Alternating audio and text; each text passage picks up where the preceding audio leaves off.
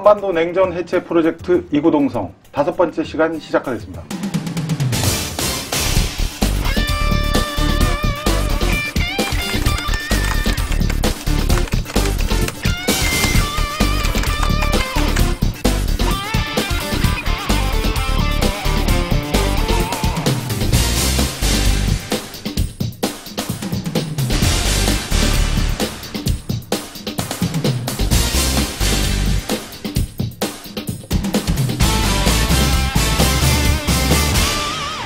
방송 시작하고 처음으로 정말 별일 없이 지나왔어요. 이 주의를. 물론 우리 녹화 끝나고 나서 지난주에 이제 김영철 부위원장이 워싱턴 방문해서 백악관에 가서 김정은 위원장의 친서를 이제 트럼프 대통령한테 전달했고요. 친서 전달받고 기분이 좋았는지 이례적으로 밖으로 나와서 국무장관과 대통령이 김영철 부위원장을 차 타는 데까지 배웅을 했어요. 직접. 일부에서는 그래서 국가원수급 배웅이다 이런 얘기도 하던데. 굉장히 큰 반전이 또 이루어졌다고 생각합니다. 근데 이게 좋은 쪽의 반전이기 때문에 뉴스가 잘 안 되는 거죠. 근데 뭐냐면 기대치를 상당히 많이 낮췄어요. 회담을 한다고 했다가 회담을 취소하는 것도 반전인데 이 반전은 충격을 주는 반전이잖아요. 그렇죠. 근데 트럼프 대통령이 했던 얘기는 과정이다라는 얘기를 했고 네. 빨리 할 수도 있고 천천히 할 수도 있는데 take your time이라는 표현을 그대로 썼거든요. 북한에게 대해서. 네. 이거 엄청난 얘기입니다. 사실은. 그리고 한 번의 정상회담이 아니라 여러 번의 정상회담이 있을 수 있다 얘기를 네. 했잖아요. 그래서 지금까지 트럼프에 대해서 여러 가지 비판 지적 중에 하나는 굉장히 충동적인 그 정책 결정 방식 자체고 하나는 회담에 임하는 자세가 너무나 비현실적인 높은 목표를 갖고 있다는 거였잖아요. 네. 근데 이 두 번째 비현실적인 목표는 굉장히 현실적으로 급격하게 기대치를 낮춰놓은 상태예요. 그다음에 폼페이오 그 웹에 올라와 있는 거를 보면서 또 놀라웠던 건 비핵화에 대한 반대급부로 일정하게 체제 구장을 해줘야 된다는 얘기인데 그 부분 조금 더 자세히 설명한 부분을 저는 인상 깊게 봤습니다. 네. 그래서 전 세계가 북한에게 원하는 것은 완전한 비핵화인데 네. 북한이 그것을 할 수 있게 하기 위해서는 영어 표현으로는 그냥 안보 제공 보장 security assurances라고 썼어요. 그거를 우리가 줘야 된다는 걸 안다. 그래서 거래의 내용을 굉장히 줄여서 정확하게 얘기를 하고 이게 쉽게 갈 수 있는 게 아니라는 것 다시 한번 확인하는 거죠. 예, 양쪽의 입장. 그리고 지금까지 북한에게 대해서 굉장히 비판적인 입장의 극단은 뭐였냐면 북한이 체제에 대한 불안을 느끼고 미국으로부터의 위협을 느끼는데 그건 미국이 해소해 줄 수 있는 문제가 아니다. 그렇죠. 쟤네가 그냥 그렇게 생각하는 거다. 우리는 북한에 대한 공격 의사가 전혀 없는데 쟤네가 그렇게 생각하는 것이기 때문에 우리가 무슨 짓을 해줘도 해결할 수 없다. 또 반대의 극단적인 입장은 남한의 적화를 위해서 핵을 갖고 있는 거기 때문에 그렇죠. 남한의 적화 통일을 포기하지 않는 한 우리가 해줄 수 있는 거 아무것도 없다라는 거잖아요. 근데 이 양극단을 깨는 얘기란 말이에요. 그래서 어슈런스를 우리가 보장을 해줘야 된다는 얘기는 굉장히 큰 거예요. 북한이 느끼도록 우리가 해줘야 될 임무가 미국 쪽으로 떨어지는 거거든요. 그렇죠. 그래서 폼페이오가 내가 3번 만났다. 김영철은 3번 만났고 그다음에 김정은 위원장은 2번 만났기 때문에 마지막으로 이렇게 정리할 수 있다라고 그 5월 말일에 하는 거고. 근데 결국은 의제에 대해서 합의를 본 거고 방금 말씀하신 것처럼 그 트럼프 대통령이 프로세스 과정 얘기를 한 거는 북한이 계속 주장해왔던 단계적 임시적 조치에 대한 수용이라고 보입니다. 사실. 그리고 1차 정상회담이라고 얘기했던 것도 결국은 뭐 뒤집어 보면 단계적으로 일이 진행될 수밖에 없다라는 것에 미국도 동의를 한 셈이고, 근데 좀 걸리는 거는 인권 문제에 대해서 나중에 그 뭐 김영철 부위원장하고는 얘기를 안 했지만 인권 문제를 할 수 있다라고 얘기를 했거든요. 그러니까 그 부분도 사실은 그 1차 북미 정상회담에서 가장 변수가 될 만한 그 소지가 좀 있는 것 같다는 생각이고요. 그 다음에 미국이 줄 수 있는 것에 대해서 제도적 장치를 모색하고 있는 것 같아요. 그러니까 예를 들어서 우리 판문점선언은 아직 국회에서 비준을 받지 못했습니다만 북미 정상회담에서 합의문이 어떻게든 나오게 되면 그것들을 미국 의회에서 비준을 받겠다라는 얘기도 어떻게 보면 북한에게 줄 수 있는 일종의 미국이 제공하는 제도 장치 구속력을 가진 그 합의문이 될 수 있게끔 하는 뭐 그런 것들이 아닐까라는 생각이 들고, 더 나아가서 그 이익대표부 설치도 얘기가 나오는 것 같아요. 그러니까 세대 안전을 보장하는 데 있어서 실제적으로 줄 수 있는, 그러니까 신속하게 줄 수 있는 제도 장치 같은 경우도 미국 내에서 모색하고 있는 거 아닌가. 뭐 그렇다면은 그 북이 원하는 것과 미국이 원하는 것이 일정하게 합의점을 찾은 결과라고 보입니다. 그리고 또 하나 주목할 만한 건 동맹 얘기를 꺼냈어요. 네. 질문이. 네. 근데 대답을 안 했어요. 네. 그리고 그 즉답을 안 하고 넘어갔는데 일단 의제가 아니라는 사실을 분명히 한 것 같고, 그 다음에는 한미일 간의 공조는 잘 되고 있다 이런 식으로 해서 넘어갔어요. 그러니까 동맹 이슈가 어떻게 보면 이 변화를 못 받아들이는 사람들, 아니면 변화를 받아들이더라도 동맹에 대한 일정한 보장이 있어야 되는 것 아니냐 하는 얘기들 의제화 시키려고 하는 사람들이 많은데, 좀 심하게 얘기를 하면 그냥 깔아뭉개고 갔어요. 깔아뭉개고 갔어요. 그래서 이것도 굉장히 큰 변화 아니면 주목할 부분이라고 생각합니다. 우리한테는 정말 역사적이라는 표현을 제외하고는 할 수 없는 북미 정상회담을 앞두고 있는데, 미국 내부 분위기가 너무 심상치 않은 거예요. 그러니까 당장 이란 핵파기 유럽과 미주의 동맹국을 상대로 무역 전쟁을 막 벌이고 있고요. 그 다음에 폴 맨포트 선대위원장, 트럼프 대통령의 선대위원장이 지금 뮬러 특검에서 위증 교사를 했다. 재판을 앞두고 활용을 했던 그 피아업체 통해 가지고 그쪽 사람들한테 위증을 하도록 독려를 한 내용이 나왔다라고 지금 하고 있어요. 이 위증 교사가 굉장히 엄청난 중죄거든요. 트럼프 대통령은 또 게다가 스스로 사명권을 자신에게 행사할 수 있다. 그래서 그렇죠. 거의 이제 황제의 반열에 오르려고 하는 발언을 하면서 미국 민주주의의 근간이 흔들리고 있다라는 주류의 아우성이 나오고 있고, 10일에 북미 정상회담이 제대로 이루어지더라도 이 미국 국내적으로 심각한 문제가 올 수 있어서 그게 걱정이에요. 그러니까 대외적으로 굉장히 인상적인 건 트루도 수상이 캐나다는 미국이 한 모든 전쟁에 다 같이 했다. 우리가 니네의 국가 안보의 위협이라는 것은 정말 모욕적이고 받아들일 수 없다. 그러면 앵커들이 이 사람한테 또 굉장히 호의적이에요. 그래서 워낙 매력적이고 말 잘하고. 아니 거긴 또 정치 직원이라 아버지도 뭐 수상하고 그래서 비주얼도 되고 그 가치나 무역, 자유무역의 수호자였는데 캐나다는 항상 가치 갖고 우리가 항상 우아하고 점잖게 모든 걸 해결했지만 그렇다고 유약하진 않았다. 우리는 항상 전쟁했다. 같이 전쟁했는데 우리한테 관세 폭탄을, 그것도 국가 안보의 위협으로 캐나다가 미국의 위협이 된다? 난 도저히 받아들일 수 없다.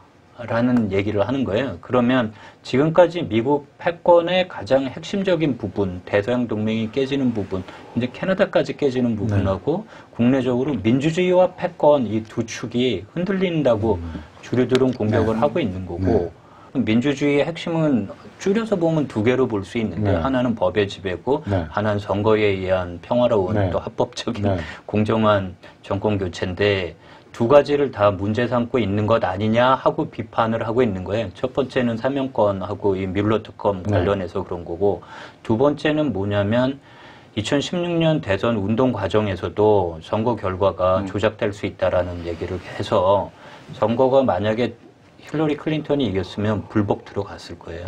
근데 지금은 중간 선거를 가지고 그런 얘기를 하는 거예요. 그래서 중간 선거에 대해서 중간 선거를 앞두고 이 페이크 뉴스들과 뭐 자기에 대한 마녀 사냥이 벌어지고 있다라는 얘기를 하면서 미국 주류 언론에서 문제 삼는 건, 그러면 중간 선거에서 공화당의 일정한 패배를 인정하지 않으려고 하는 걸 벌써부터 밑밥을 까는 것 아니냐. 그러면 이 두 가지를 보면 법치를 깨고 있고, 또 하나는 선거의 결과나 공정성, 선거 제도 자체를 부정하는 걸 하고 있기 때문에 민주주의 전체에 대한 적이다 이렇게 되는 거고요. 아마 근데 그 국내 정치적 위기가, 트럼프 대통령 국내 정치적 위기가 사실은 북미 그 정상회담을 앞두고 미국이 굉장히 현실적인 접근을 하게끔 하는데 기여한 측면도 사실 있는 것 같아요.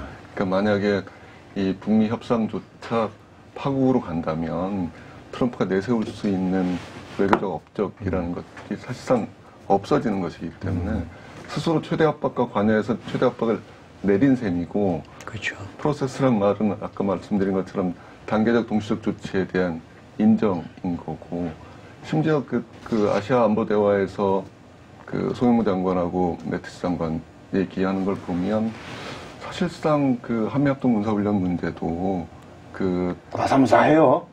굉장히 그러니까, 로키로 가는 거죠. 로키로 가는데 뭐 사실상 중단할 수도 있다는 분위기까지 뉘앙스가 네. 굉장히 어쨌든 핵 관련 전략 자산은 들어오지 않는 것으로 합의를 한 것 같고 거기 더 나아가서 언론에 공개도 하지 않겠다라고 얘기를 했는데 뭐 일정한 형태 변환까지도 합의를 한 것 같거든요. 그것은 어떻게 보면 다시 돌아가서 예전 교수 얘기한 것처럼 트럼프 자신의 국내 정책 위기 속에서 이 문제라도 해결을 해야 한다. 그렇죠. 네.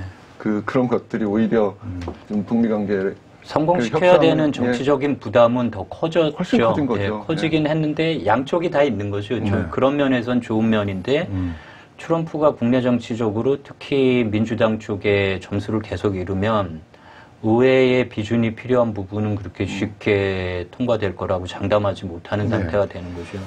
자연스럽게 그 얘기를 해보죠. 그러니까 사실은 지금 민주당하고 공화당하고 미국에서 작년하고 올해하고 이 역할을 바꿨어요. 롤플레잉이 완전히 정반대가 됐는데 작년에 트럼프 대통령이 파이어 앤 퓨리 이뤄가면서 세계가 지켜보지 못했던 화염과 분노에 직면하게 될 것이다. 이렇게 막 그 북한식 표현으로 늑다리 전쟁광 노릇을 할 때 민주당에서 계속해서 인게이지 해라, 대화해라, 이러면 안 된다. 계속 이랬거든요.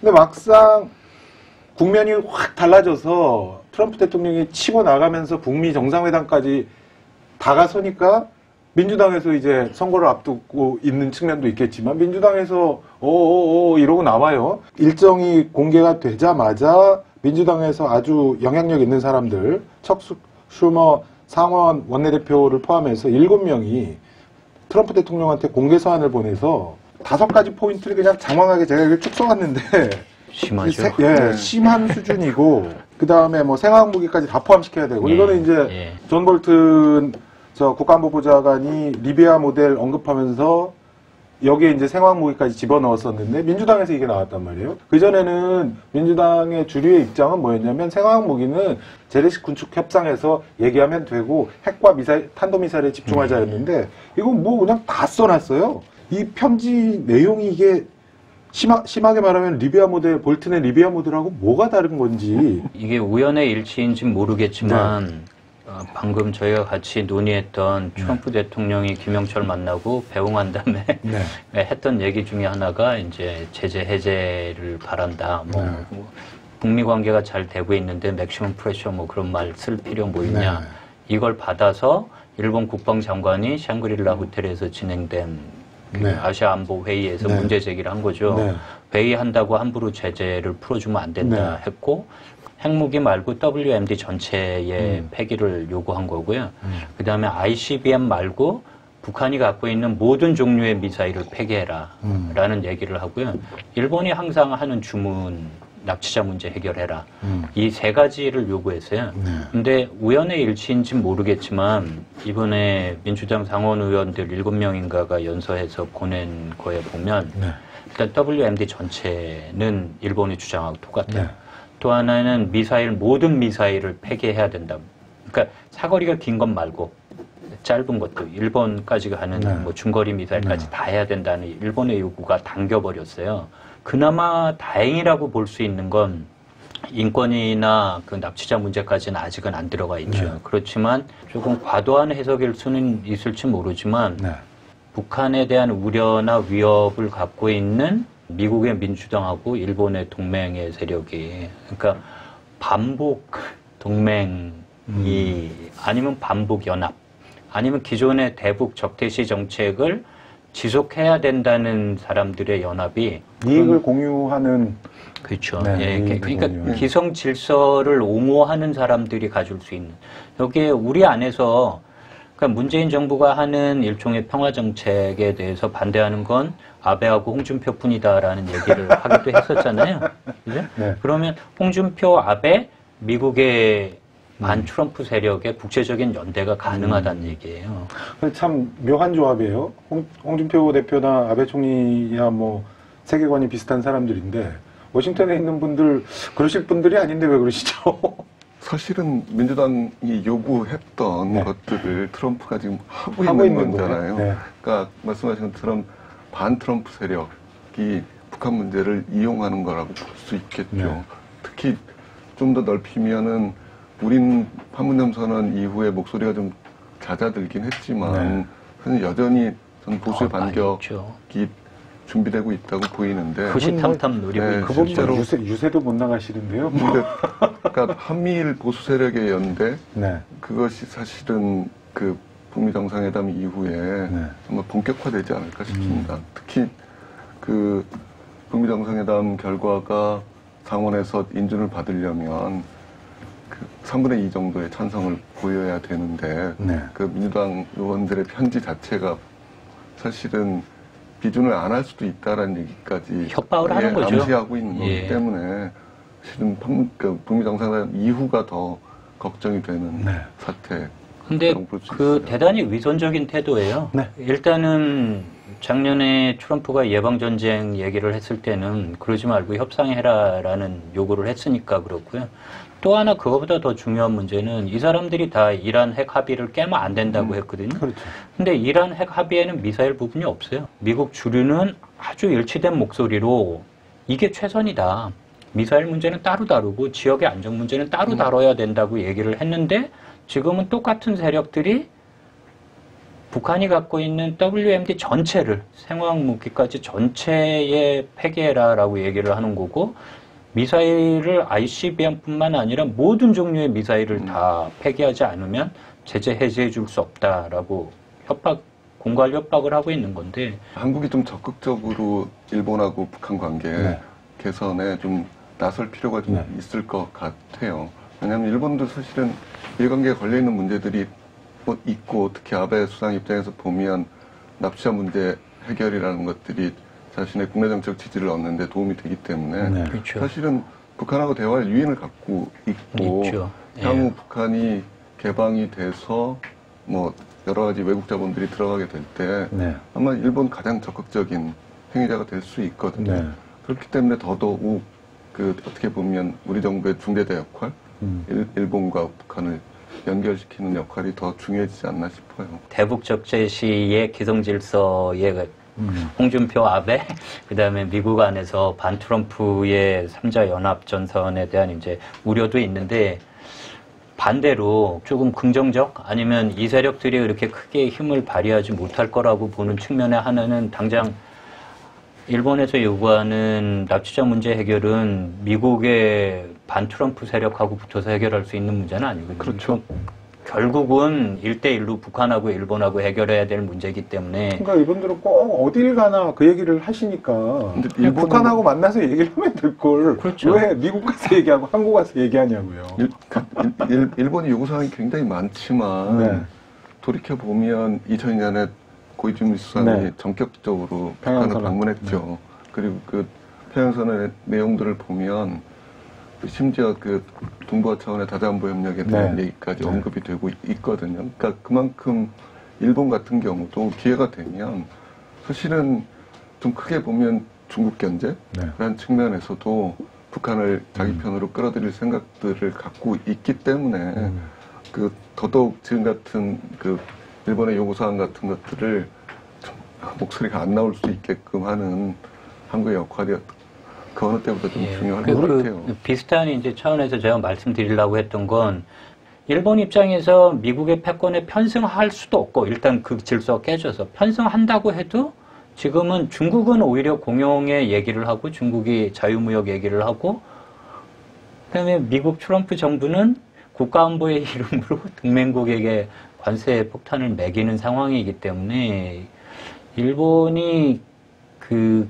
기존의 동맹과 대북 적대시 정책에 국제적인 연합이 맺어질 가능성, 동맹을 보호해야 되는데 현실적인 힘이 없잖아요. 그렇죠. 네, 힘이 없기 때문에 그래서 대안을 내놓지 못한다는 측면에서는 이 사람들이 갖고 있는 견제력이 그렇게 크지는 않다고는 볼 수 있는데 문제는 되게는 못해도 안 되게 발목을 잡을 수 있는 힘이 여전히 일본의 있기 전통적인 때문에. 역할이죠. 근데 일본도 사실은 보면 유인이 많아요. 북한하고 관계 개선하는 것이. 네.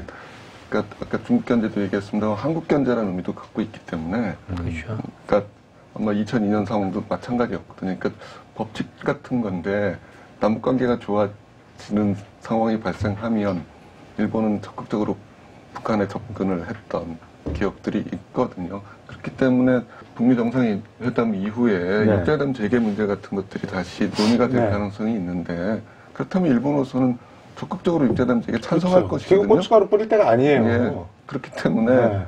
아마 상황을 더 봐야 되겠습니다만 네. 오히려 뭐 당연히 중국이 육자회담 재개 얘기할 가능성이 있고 그렇다면 일본도 거기에 편승하는 것이 자신들의 이해관계에 도움이 된다고 생각을 할 거기 때문에 지금 상황에서 얘기되는 것들을 그렇게 심각하게 고려하지는 않아도 될 것 같다는 생각이 있거든요. 국면이 많이 변한 것 같아요. 네. 그러니까 북핵 문제였는데 지금까지 그럼 북핵 문제는 크게 봐서 핵 문제가 하나 있고 네. 북한 문제가 있잖아요. 그렇죠. 그러면 이제 북한 체제가 변하지 않으면 안 된다라고 했던 극단적인 입장들이 있었던 거고 그러면 핵 문제라고 했던 사람들 입장에서는 제 생각엔 한 2개 정도, 뭐 크게 보면 3개?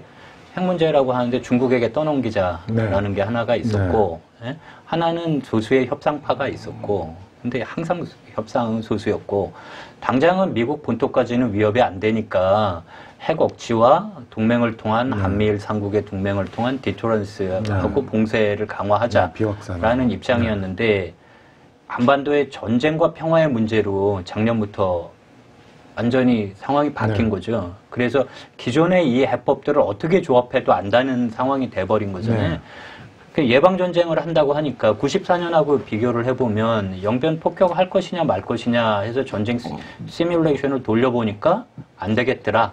뭐 꼭 그것이 유일한 요인은 아니지만 그게 이제 제네바 합의로 가는 하나의 요인이잖아요. 네. 지금의 협상 국면 특히 그때는 갈루치나 강석주나 뭐 많이 봐야 뭐 차관보급인데 차관보급이잖아요. 지금 정상회담 수준까지 갔잖아요. 그러니까 걸려있는 것 자체가 미국의 본토에 대한 위협이고 미국이 의도 터져서 여기서 전쟁 나는 것보다 한국 동맹을 날리는 게 낫다라는 거 하니까 전쟁의 위협이 굉장히 커진 거고 그에 따라서 협상의 극도 확 올라간 거죠.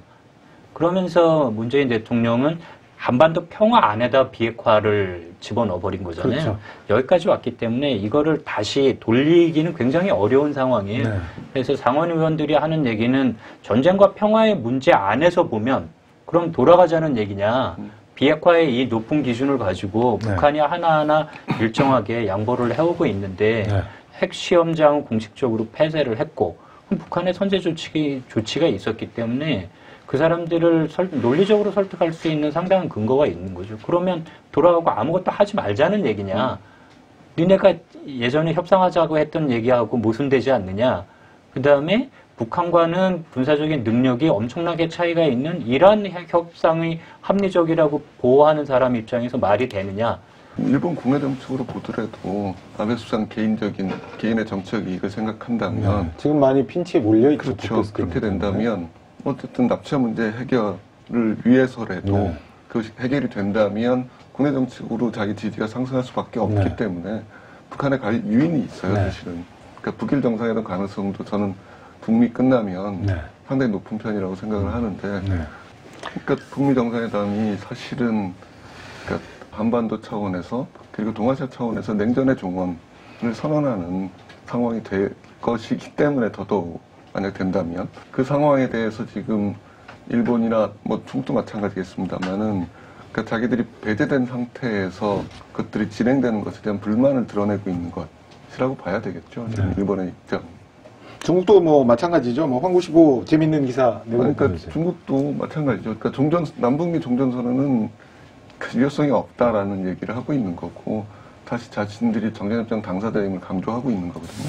그러니까 중국이 아마 58년 정도에 군을 물렸죠. 철수를 시켰죠. 58년 예, 그리고 아마 철수했죠. 90년대 초반, 91년, 92년까지 군사정전위원회는 나오다가 북쪽이 이제 그만해달라 뭐 이렇게 요청을 그렇죠. 하면서 거기서 빠져있는 상황이죠. 거기서 군사정전위원회에서 빠지긴 했죠. 두 가지 점에서 지금 어쨌든 정전협정에서 빠져있는 상태. 첫째는 중국군이 북한에서 철수했다라는 점하고 90년대 초반에 북한이 정전협정을 무력화시키면서 중국이 그 군사정전위에서 그러니까 참가하지 않는 상태이기 때문에 사실은 남북미 종전선언이라는 것들이 정당성을 가질 수는 있는데 그 여전히 지금 중국은 다시 자신들이 정전협정 당사자임을 얘기하면서 그 당사자 지위는 북한이 또 다시 김정은 위원장이 선물로 갖다 준 거고 다시 부여한 셈이고요. 근데 결국은 뭐 그 1915 해석을 뭐라고 하고 있냐면 중국 내부에서도 종전선언은 남북미로 가지만 그러니까 평화협정에 당사자로 참여하겠다는 의지로 읽고 있는 것 같아요. 북한이 준비가 제일 많이 돼 있는 것 같아요. 저는 이번에 보면 또 군부 수뇌부 3인방을 교체를 했어요. 인민무력상도 바뀌었고 총참모장도 바뀌었어요. 특히 저 총정치국장에 김숙일 평양시당 위원장이 된 거는 상당히 상징적이에요. 왜냐하면 이 시도당 위원장들 다 같이 중국 쫙 개혁개방 모습 둘러보고 온 다음에 총정치국장이 됐단 말이죠. 이게 이 핵 폐기 이후의 상황을 사전에 대비하는 건가 싶기도 하고요. 어떻게 보세요? 김정일 시대와 김정은 시대를 구분하는 주요한 특징이 있다면 그러니까 성군 정치가 김정일 시대 주요한 특징이었겠죠. 그 성군 정치를 왜 했느냐 뭐 논란이 있습니다만은 사실은 소련 동구 몰락하는 걸 보면서 군을 통제하지 않으면 자기들도 위기에 빠질 수 있다고 생각을 했기 때문에 말로는 군을 앞세우는 정치였지만 실제로는 군을 통제하기 위한 정치였다고 보이는데 김정은 시대에 들어와서는 성군정치라는 용어조차 쓰지 않고 있고 성군정치 시대의 특징이었던 국방위원회를 중심으로 한 통치도 이루어지지 않고 있는 거죠. 국방위원회가 국무위원회로 대체됐다라는 것은 전에도 그 말씀드린 것처럼 일종의 당국가 체제가 정상화됐다라고 보이거든요. 그 와중에서 이제 김정은 위원장이 가는 이 비핵화의 길에 대해서 그 아까 한미일 보수의 반격 같은 얘기를 했습니다만 저는 북한 내부에서도 당연히 반대가 있으리라고 생각합니다. 그러니까 상당한 비용을 들여서 그리고 상당한 위험을 무릅쓰고 그 어떻게 보면 체제 안전이라고 하는 것을 스스로 지킬 수 있는 핵을 개발한 건데 그것들을 지금 다 폐기하겠다는 것에 대해서 내부적 반발이 저는 당연히 있을 거라고 봅니다. 그것들을 조정하는 과정에서 이제 어떻게 보면 그 당이 군을 확실히 좀 통제할 수 있는 방식으로 이번에 그 3명이 교체된 게 아닌가 뭐 그런 생각입니다. 자, 일주일 뒤에 6회 녹화를 할 때는 역사적인 북미 정상회담이 끝났을 시점입니다. 어쩌면 북미 정상회담의 시퀄인 남북미 3자 종전선언이 진행이 될지도 모르죠. 문재인 대통령이 가나요, 싱가포르를? 아직은 결정이 안 됐습니다. 지금 청와대에서도 이 반응을 내놓는데 대단히 정교하고 조심스러운 반응을 내놓고 있는데 사전 투표를 하신다고 했던 것 같은데 그건 사전 투표 동료 차원이랍니다. 저도 사전 투표할 거고요. 뭐 중의적인 포석가 아닌가요? 여튼 다목적 포석. 여튼 싱가포르 정부가 또 북미 정상회담 기념조화 2개를 냈는데 기념조화 보니까 조선민주주의인민공화국과 미합중국 사이의 정상회담이라고 하면서 거기 이제 그 북한 국화인 목단이든가요? 그거 하고 그다음에 미국 국화인 장미 이렇게 있는데 그 위에 비둘기가 날고 그 위에 평화라고 새겨져 있습니다. 다음 주에는 정말 전쟁이 끝나는지 기도하는 마음으로 또 기대하는 마음으로 오늘 시간 여기서 마치겠습니다. 감사합니다.